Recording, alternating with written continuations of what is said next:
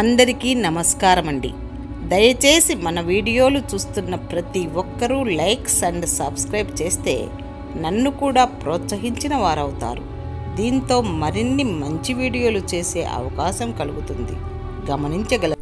తగిలే వరకు చూసి అయ్యో తగిలిందా అని పరామర్శిస్తుంటారు మనం అనుకునే మనవాళ్ళు. మనలోని నిజాయితీ మనకు తోడుగా ఉన్నంత వరకు భగవంతుడు మనకు ఎప్పుడూ అండగా ఉంటాడు. నిన్ను ప్రేమించే వారి దగ్గర ఒదిగి మాట్లాడు, నిన్ను ద్వేషించే వాళ్ళ దగ్గర ఎదిగి మాట్లాడు. కొందరు మనతో ఉండకపోవచ్చు, కానీ వారి మాటలు వారి వ్యక్తిత్వం ఎప్పటికీ ఆదర్శమే.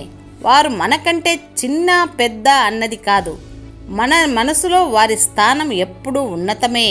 అవసరంతో వచ్చే పొగడ్తకు అభిమానంతో వచ్చే పొగడ్తకు తేడా తెలుసుకోకుండా పొంగిపోతే నిన్ను ఆడించేవారు చాలామంది ఉంటారు నీ చుట్టూ. అన్ని రోజులు మనకు అనుకూలంగా ఉండవు. మనది కాని రోజున మౌనంగా ఉండాలి, మనదైన రోజున అన్నింటికీ సమాధానం దొరుకుతుంది. ఇతరులతో మాట్లాడే ముందు మీరు తెలివిగా వ్యవహరించడం నేర్చుకోండి. ఇతరులను నమ్మి మీరు కూడా మోసపోయి ఉంటారు. ఇంకా మీరు అందరూ మంచివారని నమ్మితే కనుక మీ అంత మూర్ఖులు ఇంకొకరు ఉండరు. చెప్పులు లేవని ఏడ్చేవాడికి కాళ్ళు లేనివాడు కనిపించే వరకు అర్థం కాలేదట తాను ఎంతటి అదృష్టవంతుడో అని. నవ్వినా కన్నీళ్లు వస్తాయి, ఏడ్చినా కన్నీళ్లే వస్తాయి. కానీ నవ్వించిన వాడు 4 రోజులు గుర్తుంటాడు, బాధ పెట్టినవాడు బ్రతుకంతా గుర్తుంటాడు. అన్నీ ఉన్నవారికి దురాశను ఇచ్చి, మధ్యతరగతి వాడికి ఆరాటాన్ని ఇచ్చి, ఏమీ లేని వారికి ఆత్మాభిమానాన్ని ఇచ్చి అందరినీ మాయ చేశావు ఈశ్వరా. కష్టపడి కొండలు ఎక్కితేనే అందమైన దృశ్యాన్ని చూడగలం. జీవితము అంతే, కష్టపడితేనే అందాన్ని ఆనందాన్ని చూడగలం. ధనవంతుడి దృష్టిలో పేదవాడి స్థానం గుమ్మం బయటే ఉంటుంది, కానీ పేదవాడి దృష్టిలో ధనవంతుడి స్థానం గుమ్మం లోపల ఉంటుంది. ఎందుకంటే పేదవాడి సంస్కారం డబ్బులో ఉండదు, గుణంలో ఉంటుంది. మానవ బంధాలు స్నేహమైన ప్రేమైన కలకాలం నిలవాలంటే ఆర్థిక సంబంధం ఉండకూడదు.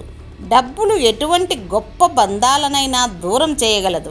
కన్నవాళ్లపై కొడుకుల కంటే కూతుర్లకే అనురాగం ఎక్కువ.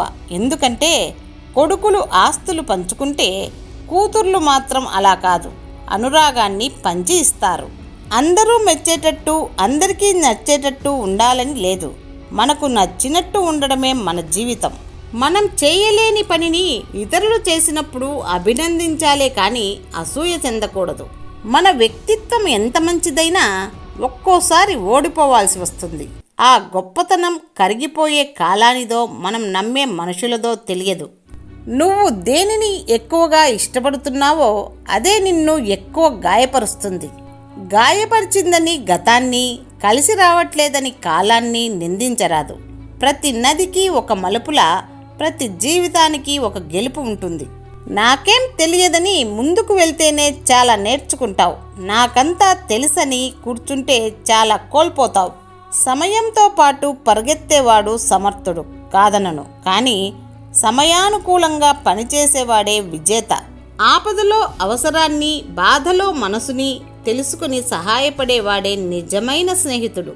పిల్లలు తప్పు చేసినప్పుడు సమర్థించడమో సర్దుకుపోవడమో కాదు, సరిదిద్దే ప్రయత్నం చేస్తే సమాజం సగం బాగుపడినట్లే. సహాయం చేయడానికి ఉండాల్సింది డబ్బు కాదు, మంచి మనసు.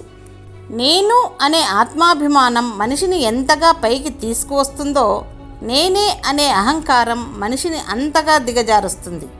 సంకల్పశక్తి అన్ని శక్తుల కన్నా బలవంతమైనది, అది సాక్షాత్ భగవత్ స్వరూపమే. అందుకే ఆత్మసంకల్పాన్ని మించిన ఆయుధం లేదు. ఆడది నిన్ను ఇష్టపడి నీ దగ్గరకు వచ్చింది అంటే నీలో అభిమానించే గుణమైనా ఉండాలి, లేదా ప్రేమతో పలకరించే అలవాటైనా ఉండాలి.